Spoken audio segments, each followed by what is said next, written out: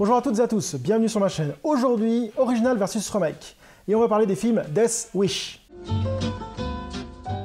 Alors attention, il va y avoir du spoil dans cette vidéo. Je vous dirai à quel moment il y en aura et quand on va rentrer dans la zone spoil. Donc si vous n'avez jamais vu ces films, je vous conseille d'arrêter la vidéo et d'aller les voir. Il faut savoir que les deux films sont adaptés du roman Death Wish de Brian Garfield, sorti en 1972. Chacun des films a pris quelques libertés dans le scénario, comme par exemple dans le roman, le héros s'appelle Paul Benjamin, et dans les films, il s'appelle Paul Kersey. Il y a aussi une autre grosse modification qui est importante, c'est le métier qu'exerce le héros. Dans le bouquin, c'est un comptable, dans le premier film, l'original, c'est un architecte, et dans le dernier film, c'est un médecin.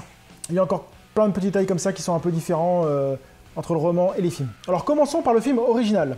Death Wish, connu en France sous un autre nom, Un justicier dans la ville, est un film américain d'action sorti en 1974. Il a été réalisé par Michael Weiner, avec dans le rôle principal Charles Bronson. Alors il faut savoir que ce film a eu pas mal de critiques lors de sa sortie, car il traitait d'un sujet assez sensible à l'époque, qu'il est toujours d'ailleurs, hein. C'était l'actualité, la violence urbaine, et le problème du port d'armes aux États-Unis. Et les médias de l'époque disaient que ce film incitait à la violence, et incitait à chaque personne d'être son propre justicier.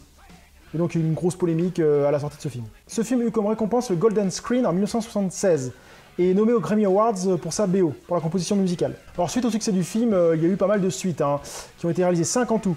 Alors soyons clairs, le 1 et le 2 sont vraiment de bons films, faut être clair. Le 3 est assez moyen, et le 4 et 5, là on atteint vraiment le nanar, quoi, faut être honnête. Même si Charles Bronson est dans ses films, il n'arrive pas à relever le niveau, et le 4 et 5 sont vraiment nanarlesques, faut être honnête. D'ailleurs, le 1 et 2, le 3 ont été réalisés par Michael Weiner, et après c'est un autre réalisateur. D'ailleurs, le réalisateur Michael Weiner a fait quelques autres bons films, comme par exemple La Colline de la Terreur, et aussi Le Flingueur. D'ailleurs, Le Flingueur a eu un remake en 2011, avec Jason Statham, que je vous conseille, qui est pas trop mal. Alors niveau acteur connu, dans ce film, on retrouve Charles Bronson, qui joue le rôle de Paul Kersey, Jeff Goldblum, son premier rôle au cinéma, qui joue un des voyous, bon on le voit que très peu, on le voit je crois 2 minutes ou maximum, mais bon ça vaut le coup de le citer quand même. On a aussi Hope Lange, la femme de Paul Kersey, et Vincent Gardena qui joue le rôle de l'inspecteur. C'est à peu près tout pour les acteurs connus, les autres je ne m'arrêterai pas dessus. Alors de quoi parle ce film? Paul Kersey, alias Charles Bronson, est un homme tranquille. C'est un homme qui est architecte dans un très grand cabinet, il a une belle femme, une jeune fille, de l'argent, une belle situation, enfin bref, il est peinard, sa vie est vraiment tranquille. Mais un jour, pendant son absence, des voyous s'introduisent chez lui et agressent sa femme et sa fille. Suite à cette agression, il va prendre des mesures peu orthodoxes. Il va faire lui-même sa loi, et il se fera nommer un justicier dans la ville. Voilà en gros ce que raconte l'histoire de ce film. Je m'arrête ici niveau scénario pour ceux qui n'auraient pas vu le film et qui voudraient le découvrir. Parlons maintenant du remake de ce film, alias Death Wish. C'est un film américain d'action réalisé par Eli Roth. Il est sorti en mai 2018, c'est-à-dire il y a 15 jours à peu près.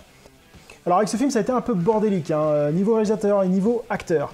Il y a eu pas mal de bruit de couloir à un moment. Moi j'avais entendu il y a 1 ou 2 ans que ce serait Sylvester Stallone qui produirait le film et qui jouerait l'acteur principal. Ensuite, le projet avait été abandonné, il a été repris, on a remis comme acteur principal Russell Crowe. Ensuite, il y a eu Brad Pitt, il y a eu Matt Damon, enfin ça a été un peu le gros bordel. Les réalisateurs, pareil, ont bougé pas mal. Et pour finir, nous avons eu donc Bruce Willis avec Eli Roth en producteur.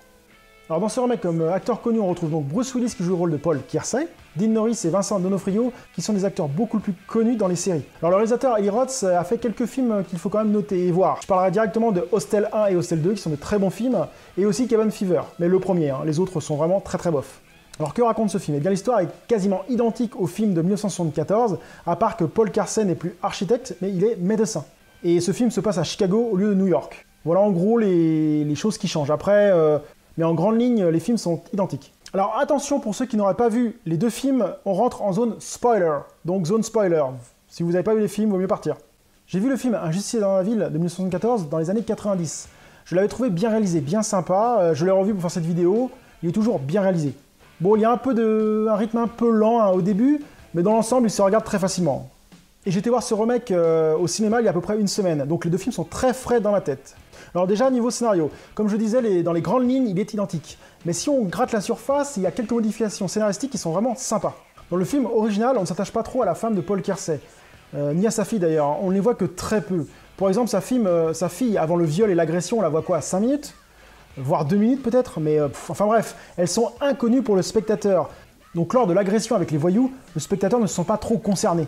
C'est comme s'il y avait une agression dans la rue, la plupart des gens détournent leur regard, et c'est un peu pareil, on n'est pas vraiment concerné par la personne, parce qu'on ne la connaît pas. Ensuite, les deux personnages, la fille et la femme de Paul Kersey, ne sont pas du tout travaillés. Ce sont des personnages lambda qui sont là comme ça et on les oublie très très vite. Tandis que dans le remake, on s'attache beaucoup plus aux personnages, car ils font en sorte que la fille et la femme soient des personnes connues. Il y a pas mal de scènes avant l'agression qui permettent de pas sympathiser avec les personnes, mais de se mettre à la place de personnes. Il y a un repas, il y a une discussion. Et donc ça veut dire qu'au moment où l'agression arrive, on est beaucoup plus choqué et on a beaucoup plus d'empathie pour ces deux personnes qu'on commence à connaître qu'une des personnes lambda sur le côté, quoi. J'ai trouvé que ce remake a bien travaillé ça. Même toute la scène où les agresseurs rentrent dans la maison, ils sont cachés, ils se rapprochent, cette scène-là est vraiment bien foutue. Et on a la pression qui monte et on se dit mais comment ça va se passer? Ça c'est vraiment bien fait. Une autre chose aussi que ce remake a mieux fait que le film original, c'est toute la partie guérison. Bruce Willis s'attarde, bon, il a le deuil de sa femme, mais il s'attarde vachement sur sa fille, l'évolution, la remise en place de sa fille, et ainsi de suite. Et ça, je trouve ça vraiment beaucoup mieux. Et tout ce qui fait la différence par rapport à l'autre film, c'est le métier de Paul Kersey. Dans le film original, il était architecte, dans ce film, il est médecin. Et ça change vraiment toute la donne. Et je trouve que le choix, Eli Roth, le réalisateur qui a choisi le métier de médecin, a vraiment eu une très très bonne idée de le mettre en médecin. Car ça lui a ouvert beaucoup de choses scénaristiques. Et ça amène encore plus de réalisme au film, je trouve. Le premier exemple qui m'a frappé, c'est quand Paul Kersey est à l'hôpital et qu'il apprend que sa fille et sa femme sont hospitalisées et que sa femme est décédée. En tant que médecin, il va voir ce qui se passe, il enlève le drap, il voit le corps de sa femme et là, waouh, on sent la scène est vraiment poignante, hein, et j'ai vraiment trouvé cette scène vraiment très très bonne. Et dans l'original, ce genre de choses passe complètement à la trappe. Un autre truc aussi qui est intéressant, le fait qu'il soit médecin, c'est qu'il peut se soigner beaucoup plus facilement. S'il se blesse, il s'est blessé à un moment à l'épaule, il s'est blessé ici, ça passe bien parce qu'il sait comment se dépanner, il sait comment se réparer, quoi.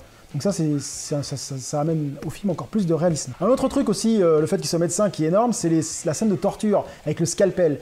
Vu qu'il est médecin, il sait où ouvrir sans trop faire de dégâts et comment faire très mal. Et j'ai trouvé l'idée vraiment très très bonne. Un truc que je reproche au film original, comme je le disais, c'est Charles Bronson, la façon qu'il a de jouer. Le gars, il joue le mec qui n'a rien atteint, quoi. Sa femme meurt, sa fille devient gaga. Le gars, il est un peu triste. Il y a peut-être une larme qui coule à un moment, mais enfin, voilà quoi. C'est comme ça, c'est la vie. Il faut prendre la vie comme elle vient. Enfin, le mec, il s'en fout. Limite, il s'en fout quoi. Il lâche sa fille dans les bonnes sœurs. Il la laisse tranquille et pour s'en débarrasser. Et hop, au revoir, plus du tout. Il part dans une autre ville même à la fin. Donc, on se dit ouais, le mec, super. On a l'impression que c'est un robot le mec. Aucun problème quoi. Déjà, j'avais remarqué ça la première fois que j'avais vu le film. Je me suis dit, le mec, c'est un bad guy de bad guy, il en a rien à branler. Mais avec le remake, ça m'a encore fait plus ressortir ça. Parce que dans le remake, Bruce Willis est beaucoup plus sensible et beaucoup plus un gars normal, en fait. Et c'est ce qui fait tout la puissance du film, justement. Il est vrai qu'on n'est pas dans la même époque, on n'est pas dans les mêmes mœurs. Dans les années 70, voir un homme pleurer au cinéma, c'était un peu plus...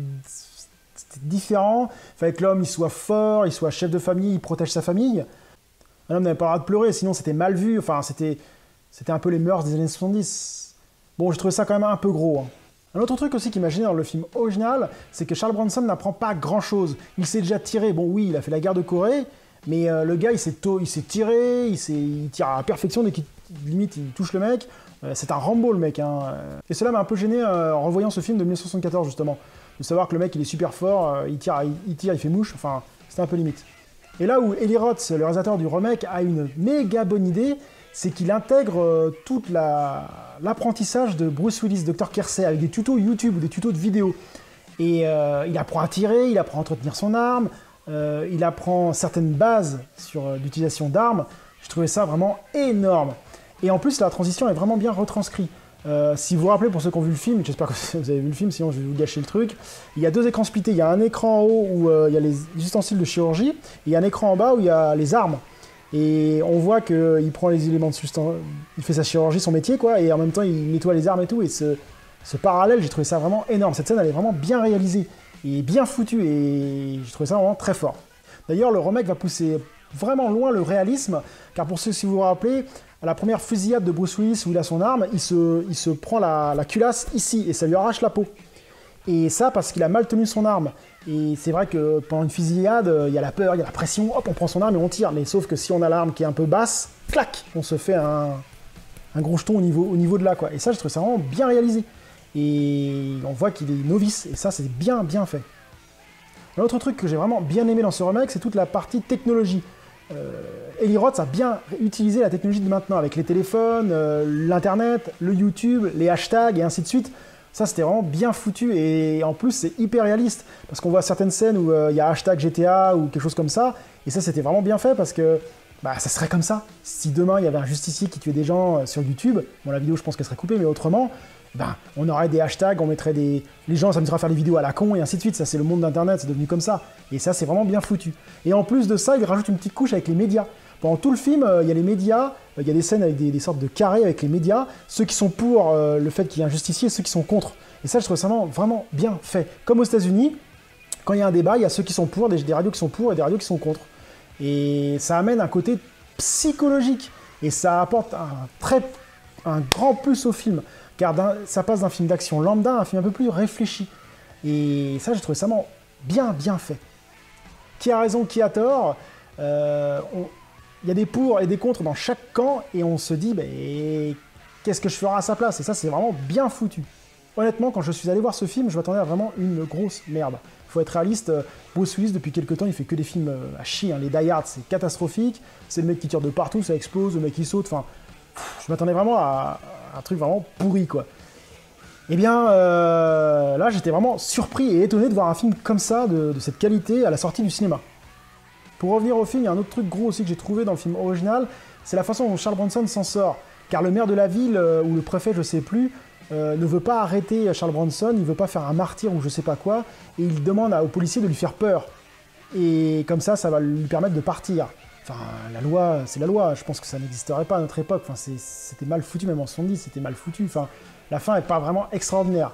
Par contre, dans le remake, il n'y a pas assez de preuves pour inculper Bruce Willis, et donc j'ai trouvé ça vraiment bien foutu. Le flic sait que c'est lui, mais il ne peut pas le prouver, et de toute façon, il n'a pas envie de le prouver. Officieusement, il est d'accord avec lui. Il aurait fait exactement la même chose pour ses enfants. Et ça, je trouvais ça vraiment... La relation entre lui et le flic, je trouvais ça vraiment bien fait.